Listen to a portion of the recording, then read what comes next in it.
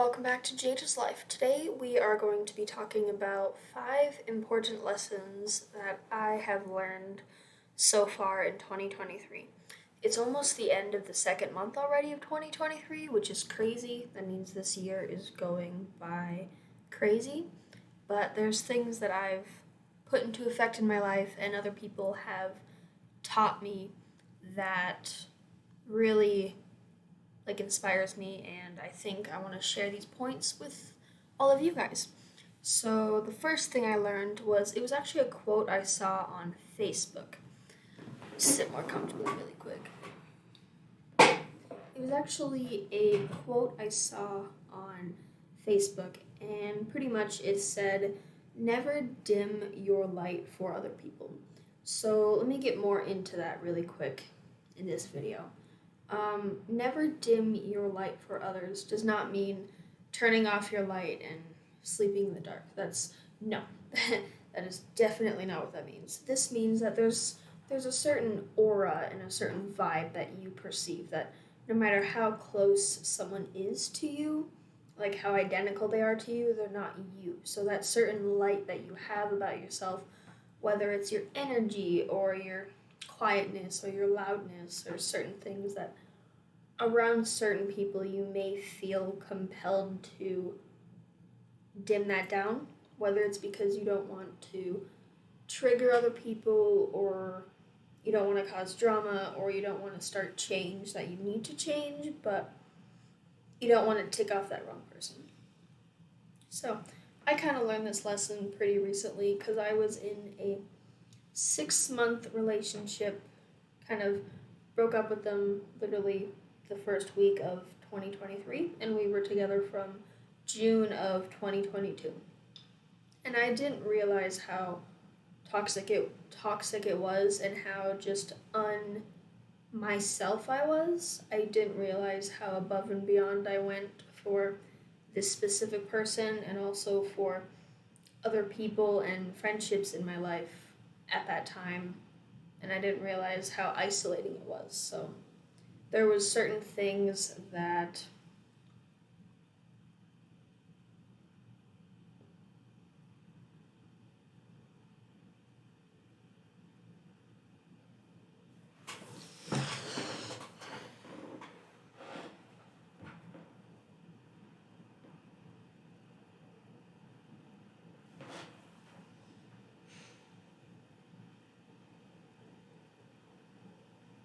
there were certain events that I wanted to go to and he didn't want to go to, but when I would go above and beyond for certain events that he wanted to go to that I didn't care about, but they were important to him, so I went. It's a two-way street with any kind of relationship, whether it's family, friendships, romantic relationships. All those relationships are two-way streets. So if you're pouring, obviously, it's never going to be 50-50 every day. Some days it's going to be 80-10 or 80-20, sorry, that was really bad math, 90-10 or things like that. So where was I getting with that? I just feel like I kind of rambled with that, but never dim your light means that you shouldn't have to dim your light for other people. The right people in your life should accept you for who you are. Make improvements and stuff as needed is really good way to grow, but to a certain extent, you shouldn't have to change who you are deep down for those people. So that's kind of the first point. The second thing that I realized was the answer will always be no if you never ask. So, if you never ask the question, whether it's to hang out with people or apply for that job offer or make that consistency schedule that you've always wanted, then it's never going to happen for you if you keep waiting for the magic switch to happen, because most things in life won't come to you just like that. If you want something, you have to work for it. And life has a funny way. But I realized this myself when, like I said last year, I also didn't have Um, I didn't really have any, like, I had one close best friend, but like we didn't really talk as much, and I didn't really hang out with any other people for like months. It was just me and my ex-boyfriend hanging out all the time, pretty much. And then eventually, at some point, there became a need for, there was one friend that I worked with at a restaurant a long time ago, and me and him were friends in high school. And, we hadn't talked in a year or two at that point, but honestly, we reconnected a little bit, and I sent him a message saying, "Hey, let's hang out." And at that point, I met two of his other close friends, and they kind of became my close friends at a certain point. And that was what made me realize, the things that I was doing in this relationship probably weren't healthy. Other people around me were telling me certain things that I could improve on or change upon, and I wasn't quite listening. And then it just dawned on me that, like, I sent the first, "Hey, do you want to hang out?" And because of it, like, I'm hanging out with healthy friends for the first time who constantly want to improve themselves and generally want success for the people around them. And that definitely changed me. But if I had never sent that first message being like, "Hey, do you want to hang out again?" then it never would have happened. So what I'm saying is, like, whatever that thing is, you can keep telling yourself that you'll do it on Monday, and then Monday rolls around to Wednesday, and then you tell yourself you'll do it next Monday, and pretty soon it's been a year and nothing's changed. So whether it's sending that risky text to that one special person, or reconnecting with an old friend, or applying for that job you've always wanted to, just like take that leap and do it, because you can always be told no, but then if you're told no, then you know not to put energy into that relationship or friendship or move on to a different job offer kind of thing. The third point kind of ties into the last one, but your environment does have an effect on you. So I've realized this kind of just sitting and being I'm more hyper aware of myself this year than I am honestly any other year in my life. My friendship group in high school it was cool and decent, we were all high school kids, just didn't know who we were, 17, 18-year-olds at the time. But all we would do was sit and complain about how unhappy we were with our lives, but we wouldn't do anything to change that. And I realized with the friend group that I have now, like, each person, just like the progress they're making on their own lives and the stuff that they're doing to improve their own lives just generally motivates so many other people.